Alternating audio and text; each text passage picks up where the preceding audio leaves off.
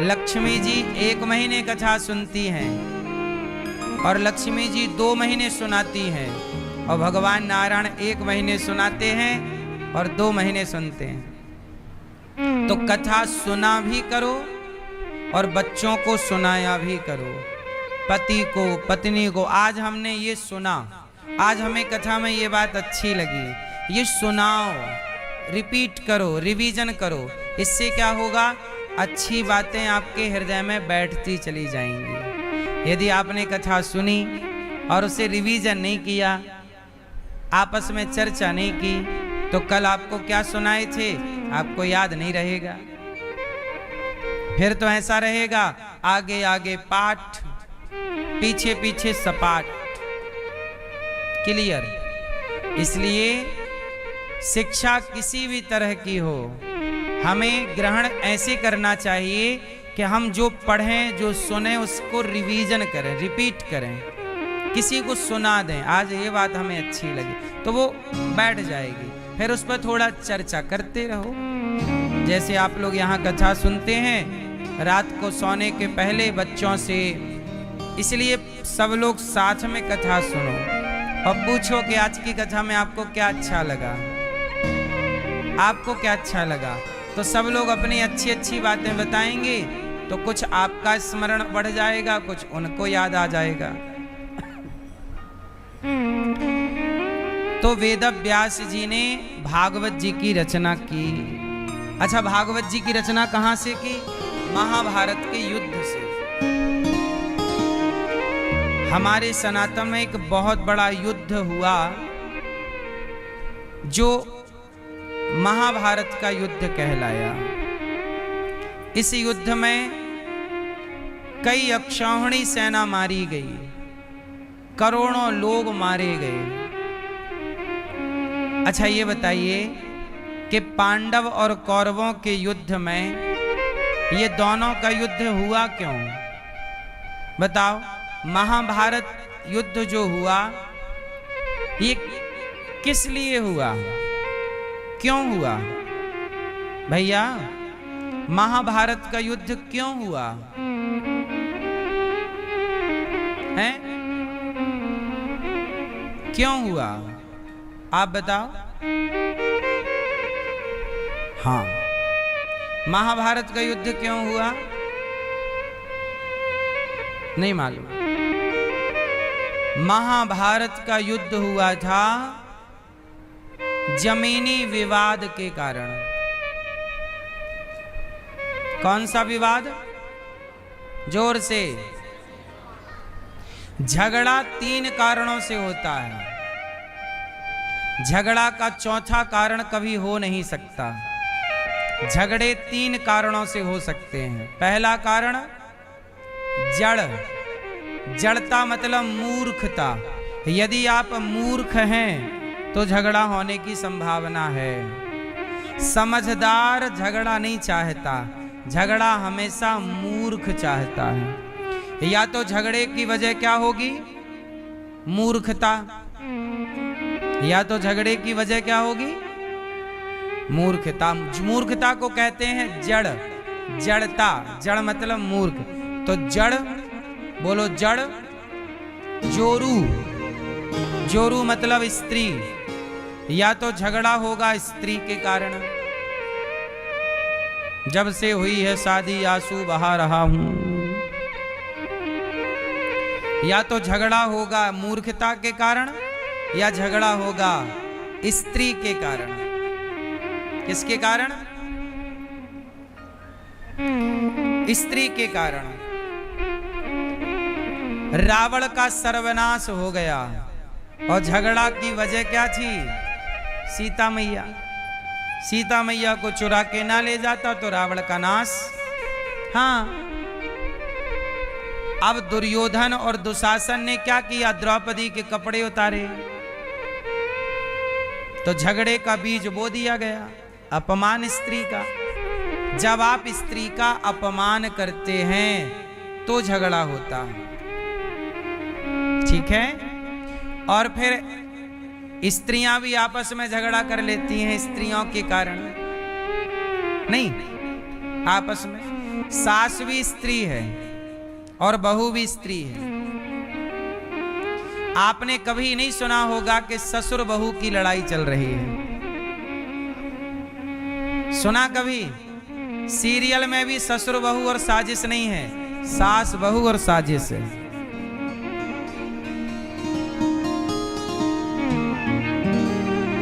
ससुर का झगड़ा नहीं है, झगड़ा किसका है? सास का। वो सास भी स्त्री है और बहू भी स्त्री है। स्त्रियां ही स्त्रियों से ज्यादा लड़ती हैं। झगड़ा देखो, सास बहू का झगड़ा, देवरानी जिठानी का झगड़ा, ननंद भौजाई का झगड़ा। पुरुषों में भाई भाई का झगड़ा। और क्या है पुरुषों में? पुरुषों में, अच्छा ये बताओ, झगड़ा ज्यादा किस में होता है, पुरुषों में कि स्त्रियों में? जोर से। एक कमरे में 4 पुरुष छोड़ दीजिए और एक कमरे में 4 स्त्रियां छोड़ दीजिए और 1 साल बाद लौट के आइए।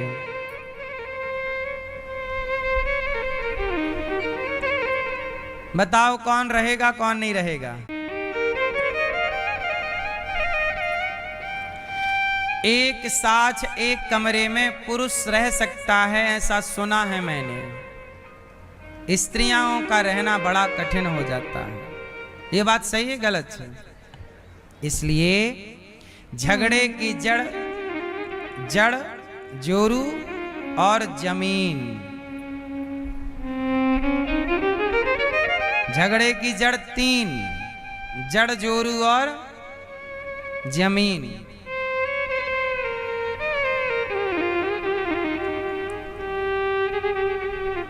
स्त्री जितनी कोमल होती है, स्त्री जितनी कोमल होती है उतनी कठोर भी होती है। ये बात सही है कि गलत है? स्त्री का दिल, स्त्री को मां कहा जाता है। मां जैसी ममता कहां होगी? स्त्री जितनी कोमल उतनी ही कठोर हो जाती है वो कई बार।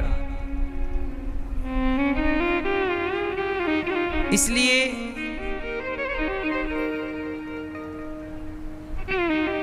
पुरुष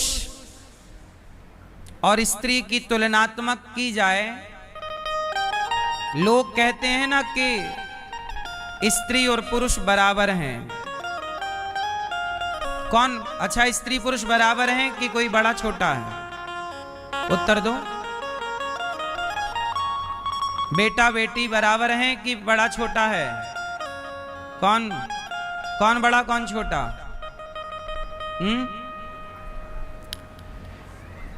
कौन बड़ा कौन छोटा? बताओ भैया, बताओ। स्त्री पुरुष में कौन बड़ा कौन छोटा के बराबर हैं?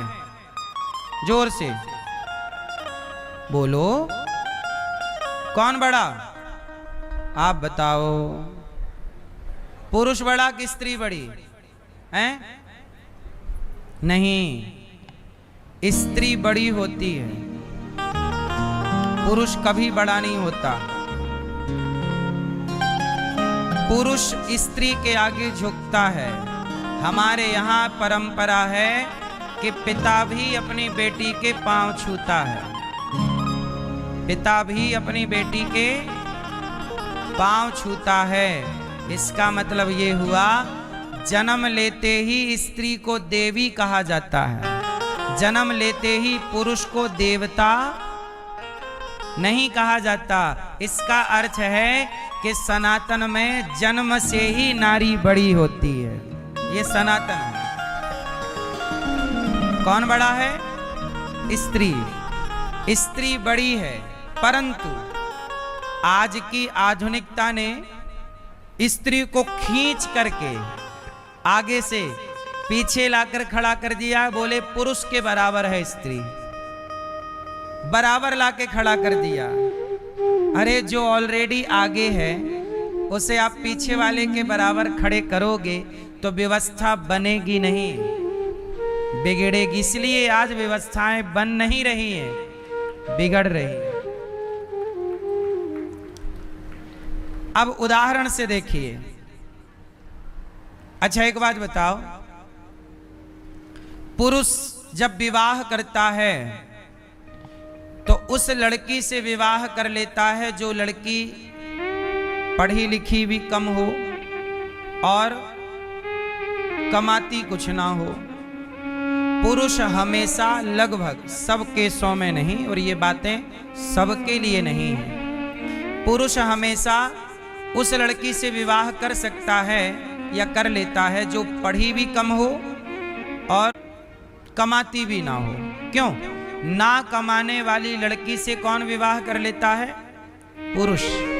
परंतु यदि लड़की पढ़ लिख जाए और वो कमाने लग जाए तो फिर बिना कमाने वाले पुरुष से वो विवाह नहीं कर सकती।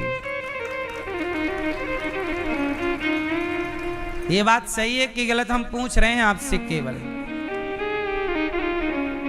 पुरुष कर लेता है कम पढ़ी लिखी लड़की से और ना कमाने वाली लड़की से, पर लड़की यदि पढ़ लिख जाएगी, पुरुष पढ़ लिख जाएगा तो अनपढ़ लड़की से कर लेगा ब्याह। पढ़ा लिखा भी अनपढ़ से कर लेता है, हाँ या ना? पर स्त्री पढ़ जाए तो फिर वो कम पढ़े लिखे आदमी से ब्याह नहीं कर सकती। ये सही है कि गलत केवल हम पूछ रहे हैं, आपके पास उत्तर है तो बताओ। अब इससे व्यवस्था बनेगी कि बिगड़ेगी? व्यवस्था बनाने के लिए बराबरी क्या चाहिए, कुल क्या चाहिए कि लड़का भी यदि कम पढ़ी लिखी से ब्याह कर लेता है ना कमाने वाली से, तो लड़की भी पढ़ लिख करके ना पढ़े लिखे और ना कमाने वाले से भी ब्याह करके तब ना बराबरी होगी। सही है? इसलिए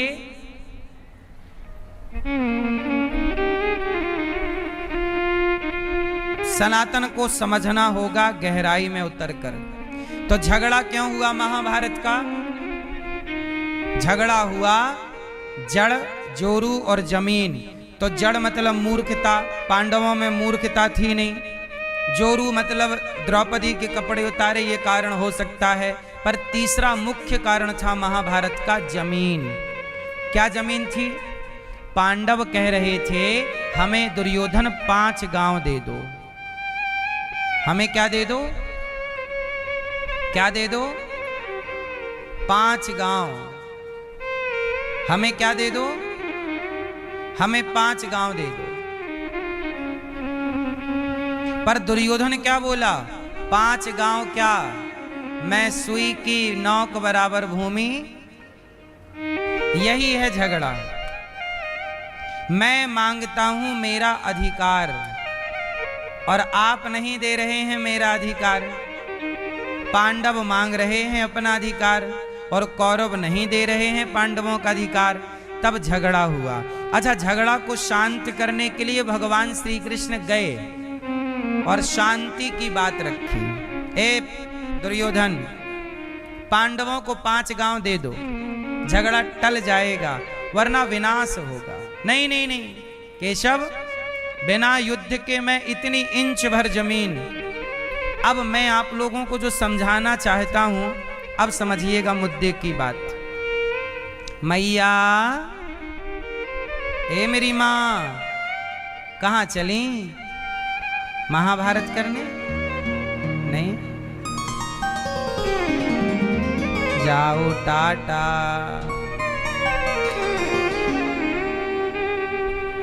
जल्दी आना। अब शांति से बैठो। अच्छा ये बताओ, दुर्योधन कह रहा है मैं 5 गांव क्या सुई की नौक बराबर नहीं दूंगा। अच्छा, जब दुर्योधन मरा तो जिस जमीन के लिए लड़ा, क्या वो जमीन दुर्योधन के संग गई? अच्छा, पांडव जीते और जब पांडव गए तो क्या वो जमीन पांडवों के संग गई? ना वो जमीन कौरवों के संग गई, ना वो जमीन पांडवों के संग गई। वो जमीन आज भी जहां की तहां पड़ी है और लड़ने वाले दोनों पक्षों का पता नहीं कि कहां गए, हारा कहां गया और जीता कहां गया। जिस जमीन के लिए विवाद था, जिस जमीन के लिए करोड़ों मर गए, आज उस जमीन में घोचू लाल का घर बना हुआ है, नहीं बना? आज वो जमीन वर्तमान में मेरठ में है। जिस जमीन में महाभारत हुआ, जिस जमीन के कारण हस्तिनापुर कहाँ है आज, जिसे आप मेरठ कहते हैं, दिल्ली से सटा हुआ, वह मेरठ उस जमाने में हस्तिनापुर ही कहलाता था। जिसे आप दिल्ली कह रहे हैं, उस जमाने में वह इंद्रप्रस्थ कहलाती थी, जिसे धर्मराज युधिष्ठिर जी ने बसाई। तो जिन जमीनों के लिए लड़ाइयां हुई, वो जमीनें आज भी वहीं पड़ी हैं, आज भी उनमें किसी किसी का घर है। लड़के चले। इसलिए कहता हूं, समझदार व्यक्ति झगड़े को नहीं चुनता। झगड़ा कैसा भी हो विनाशकारी होता है। इसलिए आप सबसे हाथ जोड़कर प्रार्थना करूं, किसी से लड़ने की जरूरत ना पड़े ऐसा सोचा करो। परिवार में सास बहू को, देवरानी जेठानी को, भाई भाई को, पिता पुत्र को, मित्र मित्र को, अड़ोसी पड़ोसी, कोई भी हो, कोशिश करिए कि झगड़े से बचें। झगड़ा किसी के लिए हितकर आज तक नहीं रहा। रावण ने झगड़ा पाल लिया, सीता जी को चुरा लाया, सबने समझाया लौटा दो सीता जी, लौटा दो सीता जी, लौटा दो, रावण लौटा दो सीता जी, लौटा दो। रावण को सबने समझाया, एक ना सुनी, और वही उसके नाश का कारण हो गया। इसलिए जब कोई व्यक्ति समझाए कुछ तो समझ लेना चाहिए। कई बार आप नहीं समझते। जैसे रावण को समझाने के लिए लंका हनुमान जी गए। राम जी ने भेजा, जाओ हनुमान समझा के आओ अपने चेला को, क्योंकि हनुमान जी साक्षात शिव हैं और रावण शिव का पुजारी है। तो राम जी को लगा शायद गुरु जी समझाएंगे तो चेला समझ जाएगा, पर रावण इतना घमंडी था कि वो गुरु की बात भी समझने को तैयार नहीं था। और जब नहीं समझा तो हिस्से में आया सर्वनाश। इसलिए झगड़ा समाधान नहीं होता। अच्छा, आप कहो कि अब गुरुजी बताओ कि झगड़ा ना हो क्या करें? तो झगड़ा ना हो इसके लिए एक मंत्र है मेरे पास, कहो तो बताऊं। किस किस को बताऊं? किस किस को बताऊं? मतलब आप लोग झगड़ा करते हैं तो काहे करती हो मेरी मां? एक मंत्र है मेरे पास, वो आप कर लो फॉलो, झगड़ा ही नहीं होगा। मैया कहाँ चली? झगड़ा करने नहीं जा रही हो मेरी माँ? गुस्सा हो गई क्या? जाओ टाटा। सुनो, झगड़ा ना हो इसका मंत्र है, सब लोग अपनी एक उंगली उठाओ, सब लोग उंगली उठाओ और इसे यहां रखो। ए लाल छोरी, मैया उंगली उठाओ अपनी एक, रखो यहां। ए पीली मैया, मैया बोली मैं नहीं मुंह बंद करूंगी महाराज, तुम कितना भी समझा लो। झगड़ा को समाप्त करना है तो आप कई बार कहते हो कि तुम समझदारी का परिचय दो। सामने वाले से उम्मीद मत करो कि वो समझदारी का परिचय देगा। समझदारी की शुरुआत हमें खुद से करनी चाहिए। समझदारी की पहल हम करें और इस बार ये चक्र तोड़ दें। तुमने गाली दी तो हमने गाली दी, हमने दी तो तुमने दी, यही चलता रहता है। इसमें एक काम करना पड़ेगा, किसी को समझदार होना पड़ेगा। और जब कोई एक गाली दे तो दूसरे को चुप रहना होगा। और जब चुप रहोगे तो वो जो चक्र है वो टूट जाएगा। सही है भाई? तुमने हमें दी, हमने तुम्हें दी, ये चक्र है ना। अब इसे तोड़ना हो तो क्या करना पड़ेगा? एक को तो जिठानी कुछ कहे तो देवरानी चुप रहे, देवरानी कुछ कहे तो जिठानी, सास कुछ कहे तो बहू। मुझे लगता है चुप रहना समझदारी है। अब उदाहरण से समझते हैं। अब मुझे आप लोग समझाएंगे आज। अब आप लोग समझाओ कि महाभारत के युद्ध में उसके पहले जब द्रौपदी का चीरहरण हुआ तो वहां पर सबसे ज्ञानी और सबसे बड़े योद्धा भीष्म पितामह बैठे थे। जब द्रौपदी के कपड़े अपड़े उतारे जा रहे, उस समय भीष्म पितामह क्या थे? जोर से जोर से जोर से चुप थे। अब आप लोग मुझे समझाओ कि जब द्रौपदी के कपड़े उतारे गए, वस्त्र हरण किया गया, उस सभा में पितामह चुप क्यों थे? उत्तर दो।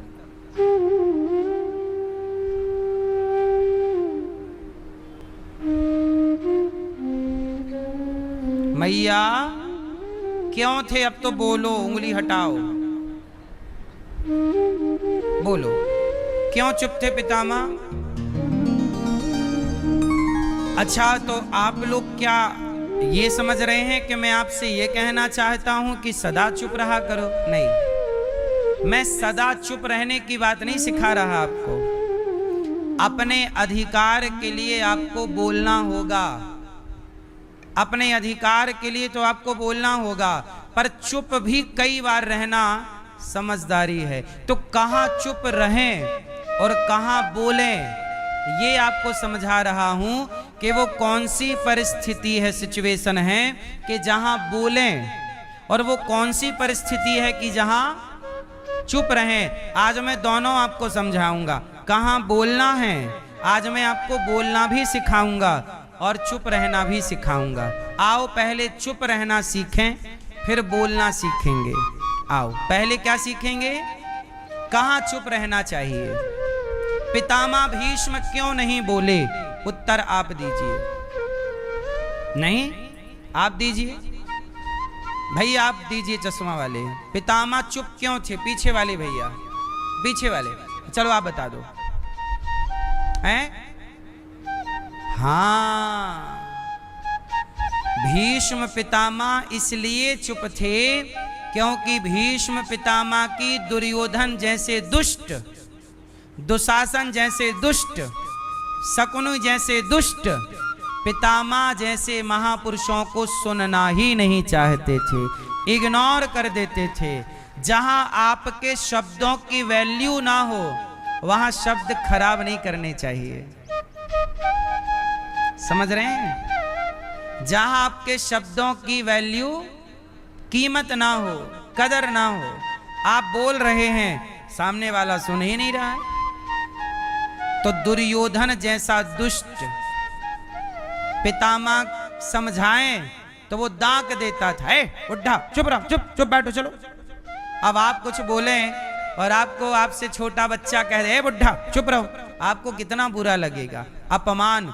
तो पितामह का अपमान कई बार हो चुका। पितामह ने तो धृतराष्ट्र को समझाया, दुर्योधन तो बेटा दुर्योधन के बाप को समझाया। धृतराष्ट्र, तू जो कर रहा है ना, तू सर्वनाश को चुनौती दे रहा है। पर धृतराष्ट्र भी पुत्र के मोह में अंधे थे। जब पितामह की कोई सुनता ही नहीं, जैसे आज भी आप लोग अपने घर के बुजुर्गों को इग्नोर करने लग जाते हैं। आज भी तो आपके घर के बड़े बूढ़े एकांत में बैठे हैं चुपचाप, कौन सुन रहा है? तो जब आप कुछ पूछेंगे नहीं, बड़ों की इज्जत नहीं करेंगे, तो बड़े समझदार हैं तो कहेंगे भाई चुप ही रहें। इसलिए पितामह मजबूरन चुप थे, पर उनकी चुप्पी में गलती थी। गलती ये हो गई कि चुप यहां नहीं रहना था, यहां दुशासन के जाके 2-4 थप्पड़ मारने थे, मारते तो शायद ये टल जाता। तो क्यों चुप थे ये मैंने कारण बताया कि दुष्ट दुर्योधन इज्जत नहीं करता था, इसलिए चुप थे। पर चुप नहीं रहना था, बोलना था। तो अब आपको मैं बात करूं कि आपको कहां चुप रहना चाहिए।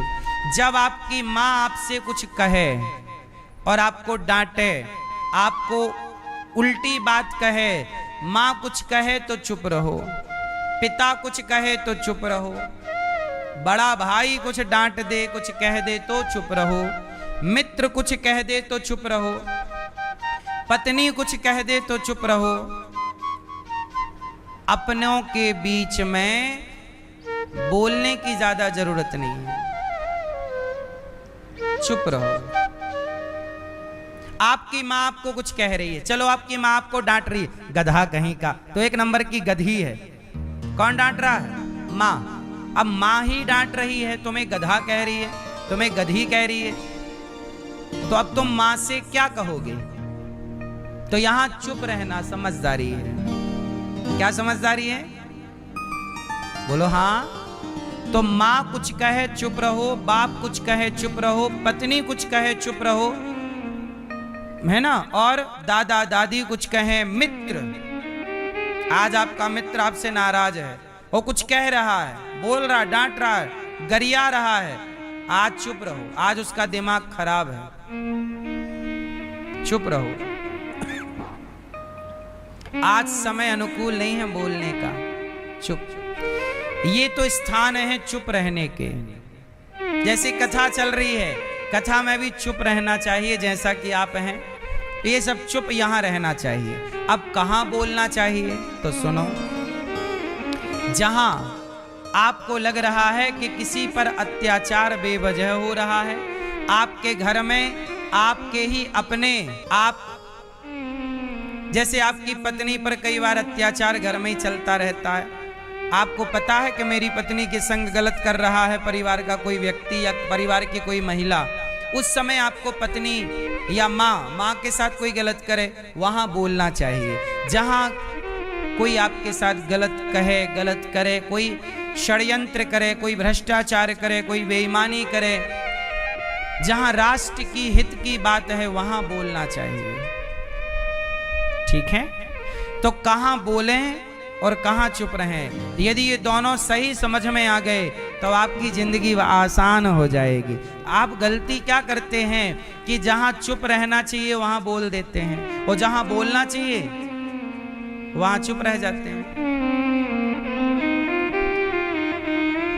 अब देखो ना, ये दास अनिरुद्ध ने, देखो हमारे देश में लिव इन आया। कौन आया? जोर से, जोर से थोड़ा बोल दो। कौन आया? लिव इन आया। तो जैसे ही लिव इन आया तो दास अनिरुद्ध ने, मैंने उसके खिलाफ बोला तो मीडिया को बड़ी मिर्ची लगी थी, बड़ा बवाल काटा। तो मैंने बोला, क्यों बोला? क्योंकि यहां बोलना जरूरी था, यहां चुप रहना जरूरी। तो देखो, मुझे जहां बोलना होता है, चाहे कोई कितना भी बुरा कहे, कितना भी विरोध करे, पर मैं वह बोलता हूं जहां मुझे बोलना चाहिए, और मैं वहां चुप रहता हूं जहां मुझे नहीं बोलना चाहिए। कोई मुझे गाली देता है, अपमानित करता है, जलील करता है, मैं नहीं बोलता। कई बार देखा होगा अपने सोशल मीडिया पर, मुझे लोग गाली देते हैं, गलत गलत बोलते, मैं उन्हें रिप्लाई नहीं करता। क्यों? क्योंकि मुझे पता है, हमारे गांव में हमने सीखा है कि कुत्तों के मुंह लगा नहीं जाता।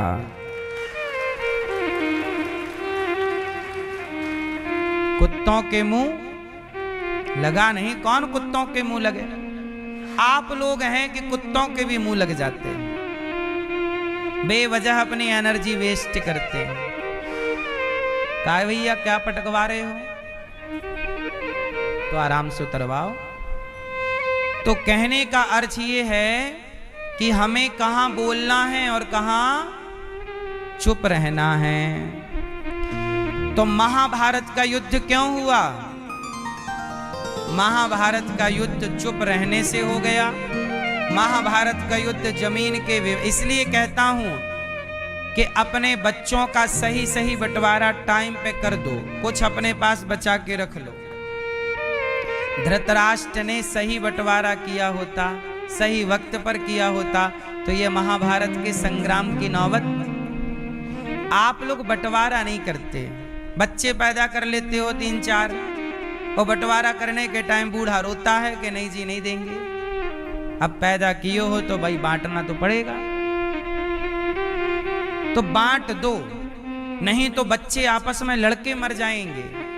अब वो आजकल राम नहीं है कि भैया के लिए अपना अधिकार छोड़ के वनवास चला जाए, अब वो राम नहीं है। जहां हक, क्या हक, जहां हक छोड़ने को कहा जाए वहां रामायण लिखी जाती है, और जहां हक मांगने की बात कही जाए वहां महाभारत लिखा जाता है। हक छोड़ा राम ने और हक मांगा पांडवों ने। छोड़ा राम ने तो रामायण तैयार हो गई, और मांगा तो महाभारत तैयार हो गया। अब आपको देखना है कि जीवन में रामायण बनानी है या महाभारत बनाना है। तो रामायण यदि है तो हक छोड़ना होगा। आजकल भाई राम जैसा कहाँ है और भरत जैसा कहाँ है। इसलिए कोई बात नहीं, राम के कुछ आचार विचार लक्षण हमारे जीवन में आने चाहिए, कुछ तो आए, कुछ तो आए। तो महाभारत की मूल वजह क्या है? जमीनी विवाद। इसलिए आप लोग समय पर बंटवारा कर दीजिए, ये सिखा रहा है महाभारत। एक और चीज सीखने जैसी है, महाभारत के एक मुख्य पात्र हैं कर्ण। क्या नाम है? जोर से, कर्ण।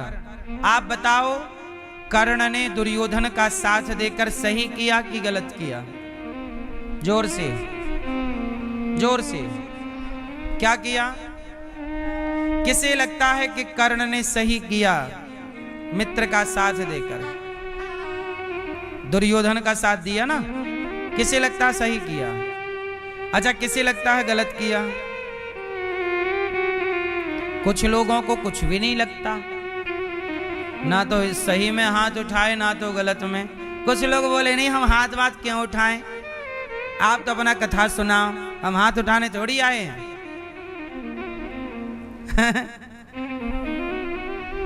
आलसी हो एक नंबर के। सुनो, कर्ण ने दुर्योधन का साथ दिया।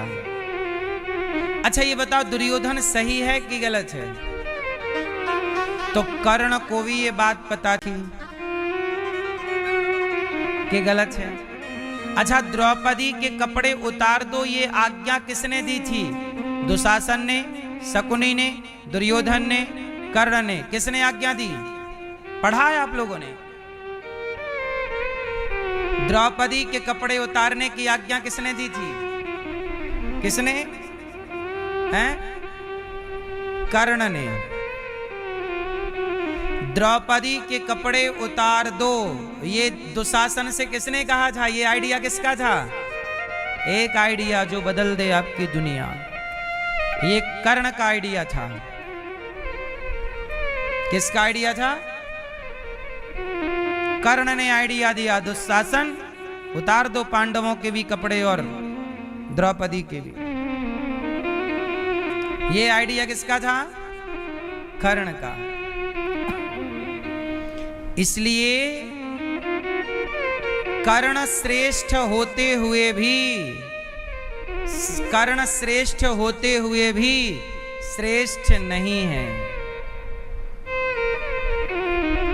कर्ण को जितना सम्मान समाज में मिलना चाहिए, कर्ण उतना सम्मान समाज से नहीं पाए। और मूल कारण ये था कि कर्ण सही थे, पर कर्ण साथ गलत का दे रहे थे, और गलत का साथी भी गलत ही होता है। दुर्योधन के साथ रहते रहते कर्ण की बुद्धि पांडवों से नफरत करने लग गए।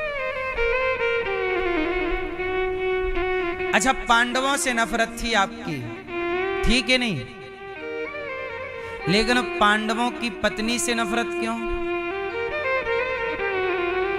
कपड़े उतार दो क्यों? चलो पत्नी से भी नफरत। पांडवों के पुत्र अर्जुन के पुत्र का नाम है, क्या नाम है? अभिमन्यु।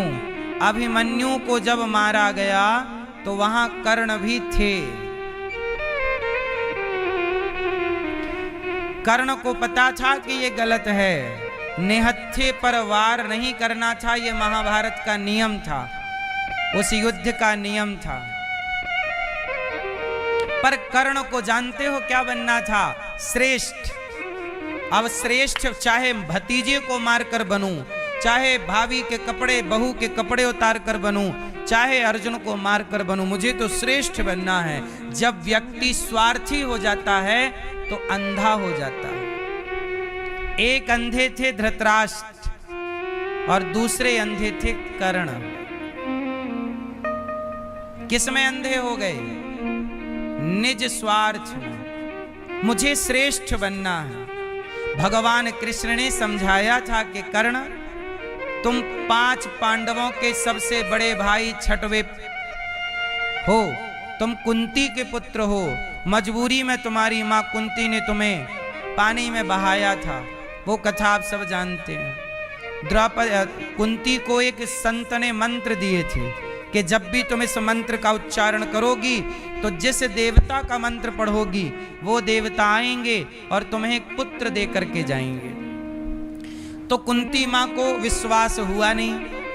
जैसे आजकल के साइंस पढ़े हुए बच्चों को सनातन पर भरोसा नहीं होता, तो कुंती बुआ भी उस समय बच्ची थी, जवान लड़की, उन्हें भी लगा बाबा जी ने कह दिया मंत्र पढ़ोगे तो कोई मंत्र पढ़ने से बच्चा होता है, उन्हें भी भरोसा नहीं हुआ। तो उन्होंने पहले देखा कि मैं ट्रायल तो करूं, तो एक मंत्र पढ़ दिया और वो मंत्र था सूर्य भगवान का। और जैसे ही मंत्र पढ़ा तो मंत्र तो अपना काम करेगा। याद रखना, मंत्र, तंत्र और यंत्र, ये तीनों अपना काम करते हैं। मंत्र, बोलो मंत्र। तंत्र, तंत्र क्या है? लोकतंत्र, तांत्रिक देश है ना ये, लोकतंत्र। और यंत्र, यंत्र क्या है?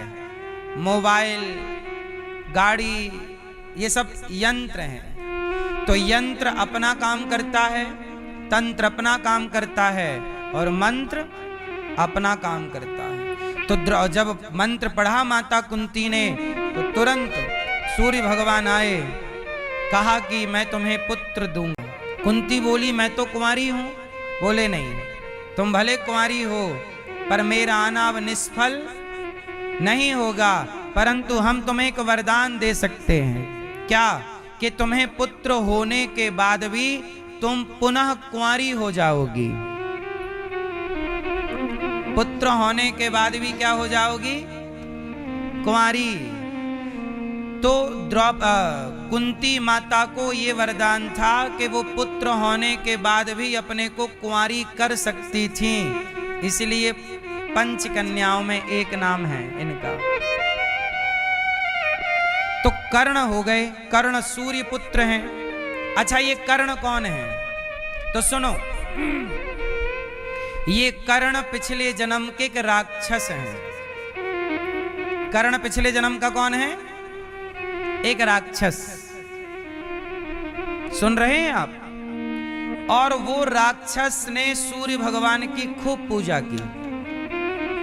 अब ध्यान से सुनिएगा, कर्ण एक राक्षस हैं पिछले जन्म के, और इन्होंने सूर्य भगवान से खूब सूर्य की आराधना की तो सूर्य प्रकट हो गए। तो इन्होंने वरदान मांगा कि हमें 1000 कवच कुंडल दीजिए।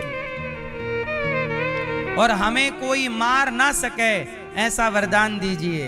तब सूर्य भगवान बोले कि ऐसा वरदान तो मैं नहीं दे सकता, कुछ और मांगो। तब कहा कि सुनो, 1000 साल तक तपस्या करने वाला ही मुझे मार सकता है, और वो भी 1000 साल तपस्या करेगा तब मेरा एक कवच कुंडल तोड़ सकता है।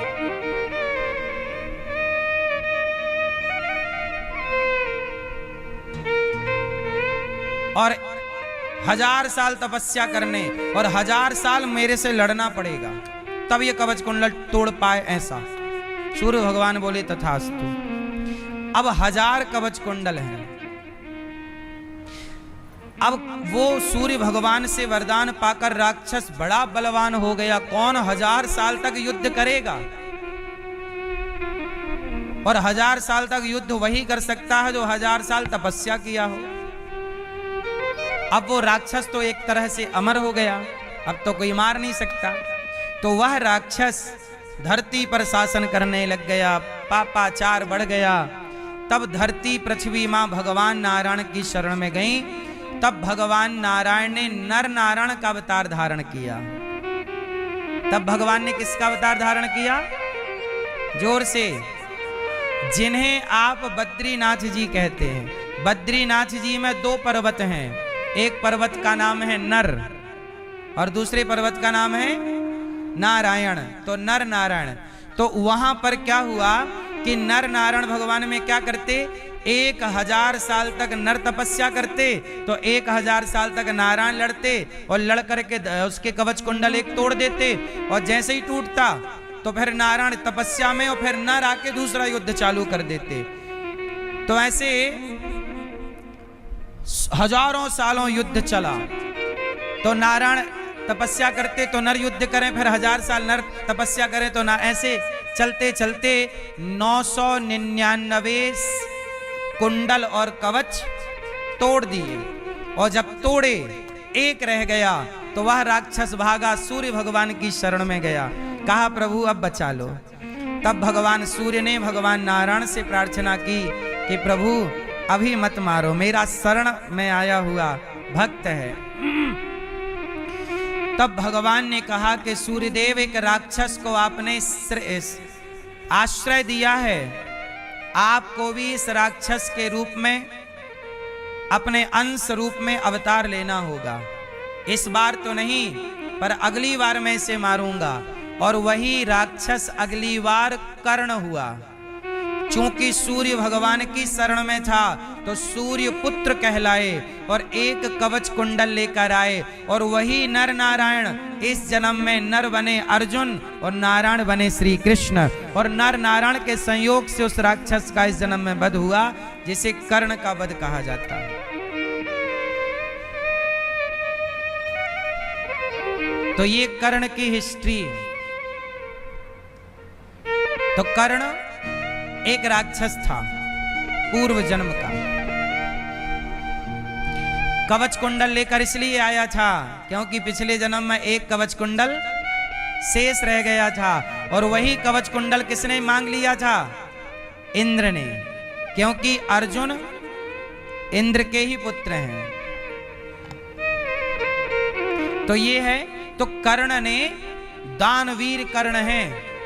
अच्छा, कर्ण की जब मृत्यु हुई तो कर्ण जब मरे, देखो कर्ण इतने अच्छे थे कि कर्ण की जब मृत्यु हुई, मतलब छाती पे अर्जुन ने बाण मारा, तो कर्ण के पास भगवान कृष्ण एक ब्राह्मण बन करके आए परीक्षा लेने के लिए। क्योंकि कर्ण का नियम था कि रोज सोना दान करते थे, स्वर्ण दान। क्या करते थे? स्वर्ण दान। आज छाती पे बाण लग गया, अर्जुन ने मारा, और जब बाण लगा तो कर्ण गिर गए। तब श्री कृष्ण आए ब्राह्मण बनकर, कहा भैया हमारी बेटी का विवाह होना है, कुछ धन दे दो तो हमारी पुत्री, सुना है कि तुम बहुत बड़े दानी हो, हमारी बेटी का ब्याह है, कुछ दे दो, हम गरीब ब्राह्मण हैं। तो अर्जुन कर्ण तो पहचान ना पाए कि ये कृष्ण है, उन्हें लगा कोई ब्राह्मण है। तब कर्ण ने कहा कि मैंने अपना सोने का रथ तो पहले ही दान कर दिया था कि मैं मर जाऊं तो ये रथ फलाने सेवा में लगा देना, कवच सब दान कर दिया, कुछ भी नहीं रहा। हाँ, तब याद आई कि मेरे दांतों में सोना लगा है। कर्ण के दांतों में क्या लगा था? जैसे पहले के लोग दांतों में सोना लगवा लेते थे, तो कर्ण के भी दांतों सोना। तो कर्ण सोचिए कि छाती पे बाण लगा है, मृत्यु की सैया है। मृत्यु की क्या है? सैया। और जब मृत्यु की सैया है तो कर्ण ने कहा कि ठीक है, एक पत्थर उठाया और सोचो आखिरी टाइम भी दांत तोड़कर पंडित जी को दे दिए कि इसमें कुछ सोना है, अब तो आखिरी इतना ही है, इतने से काम हो जाए तो आप अपनी बेटी का विवाह कर लीजिएगा। तब भगवान श्री कृष्ण प्रकट हो गए चतुर्भुज रूप में। कर्ण से कहा, कर्ण आज से ये धरती तुम्हें दानवीर कहेगी। क्या कहेगी? क्योंकि तुमने दान देने में वीरता दिखाई कि मरते समय भी दांत तोड़ दिए, तो वीरता दिखाई, इसलिए धरती आपको दानवीर कहेगी। तो दानवीर कर्ण के नाम से दुनिया आपको जानेगी। अब कर्ण बताओ कि मैं तुम्हारी अंतिम कौन सी कामना पूरी करूं? भगवान कृष्ण ने कहा। तब कर्ण ने कहा कि प्रभु मैं मर रहा हूं, पर मेरी चिता ऐसी जगह पर जलनी चाहिए कि आज तक किसी की चिता उस जगह ना जली हो। तब भगवान ने कहा तथास्तु। तब भगवान ने अपने हथेली पर कर्ण को अंतिम श्रद्धांजलि दी, अपनी हथेली पर। ये है कर्ण। कर्ण सबसे श्रेष्ठ हैं, चूंकि संगति गलत होने के कारण उन्हें उस तरह का सम्मान नहीं मिला जिस तरह के वो अधिकारी थे। इसलिए आपसे कहता हूं, आप कितने भी योग्य हैं, काबिल हैं, पर संगति आपकी गलत है तो आप माइनस हो जाएंगे। और आप थोड़ा कमजोर हैं लेकिन आपकी संगति सही है, आप प्लस हो जाएंगे। इसलिए संगत से गुण आत हैं, संगत से गुण जाएं। लोहा जड़ा जहाज में, पानी में उतराया। इसलिए कहता हूं कि आप लोग अपने बच्चों को ये बातें बताया करो, संगति अच्छी रखनी चाहिए। कर्ण को दुर्योधन की संगत नहीं करना चाहिए थी, क्योंकि दुर्योधन गलत था, कर्ण की शक्तियों का मिसयूज करता था दुर्योधन। उसे इस बात का था ना कि मेरा मित्र कर्ण है, तो गलत काम कराता रहता। अच्छा सुनो, कर्ण का कई बार अर्जुन से युद्ध हुआ है डायरेक्ट, महाभारत के पहले भी, पर कर्ण कभी अर्जुन से जीते नहीं। कर्ण को कई बार अर्जुन से लड़ने का मौका मिला था, पर वो कभी जीते नहीं। इसलिए श्रेष्ठ धनुर्धर तो अर्जुन ही है, क्योंकि अर्जुन कौन है? साक्षात नारायण का एक अंश नर के रूप में है। नर अर्जुन है और नारायण श्री कृष्ण है। ये नर नारायण। आज भी हम लोग बद्रीनाथ जी में नर नारायण भगवान की पूजा करते हैं। तो जो कर्ण से युद्ध हुआ था वो बद्रीनाथ जी में हुआ था, और भगवान ने तपस्या की थी वो बद्रीनाथ जी में। आज भी वहां नर नारायण विराजे हैं। बोलिए बद्री विशाल भगवान की। ठीक है,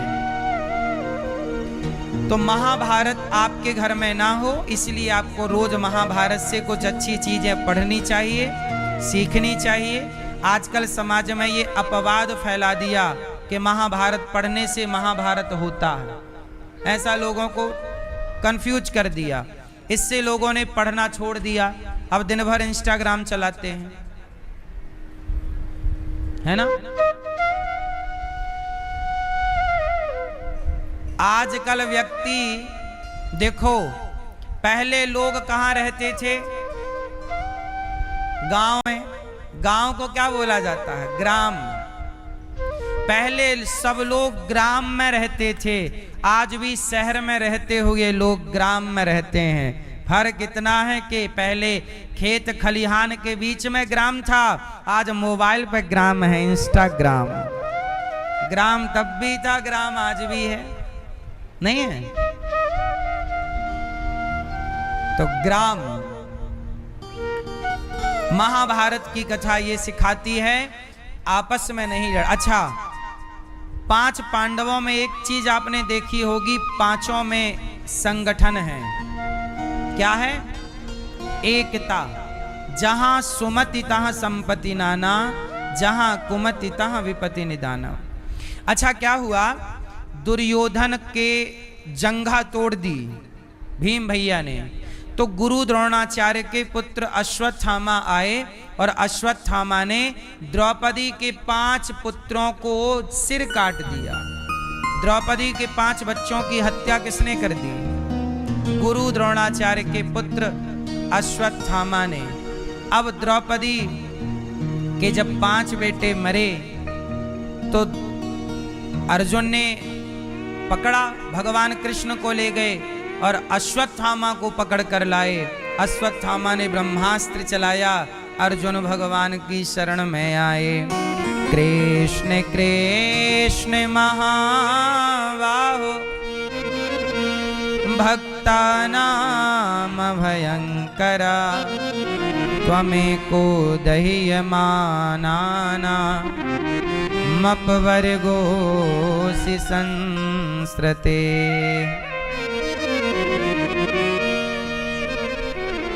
चरणों में गिर पड़े अर्जुन, प्रभु बचाइए। भगवान ने कहा तुम भी ब्रह्मास्त्र चलाओ, और दोनों ब्रह्मास्त्र से दोनों शांत हुए।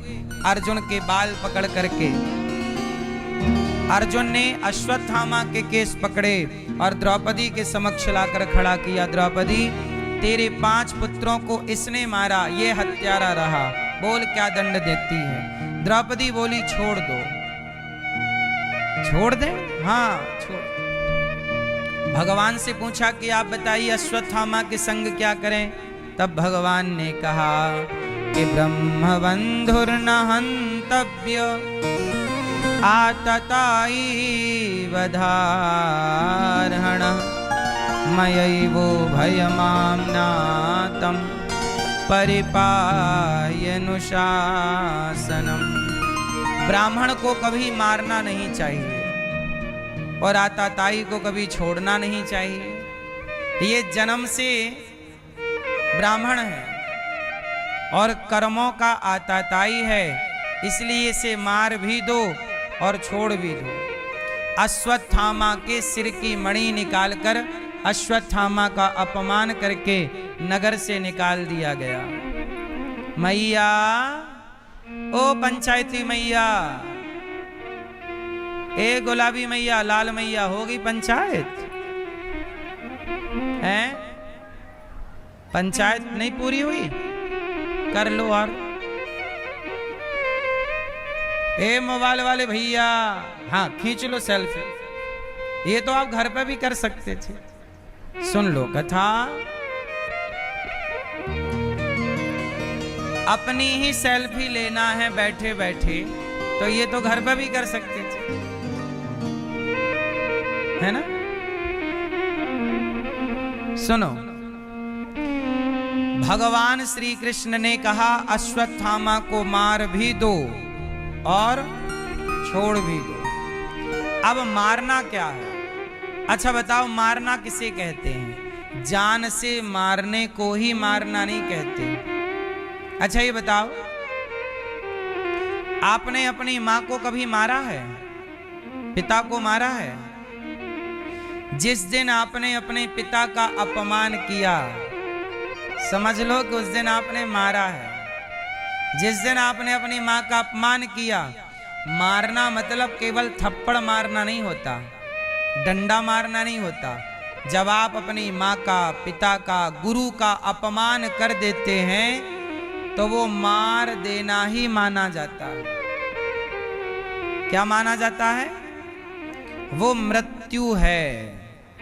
आपने अपनी मां को अपमानित कर दिया, मतलब आपने अपनी मां की हत्या कर दी। इसलिए स्वप्न में भी अपने माता और अपने पिता का तिरस्कार नहीं करना चाहिए। किस में नहीं करना चाहिए? स्वप्न में भी माँ बाप का अनादर नहीं करना चाहिए, समझे? और आजकल के बच्चे तो आंख दिखाकर कहते हैं तुमने हमारे लिए किया ही क्या है।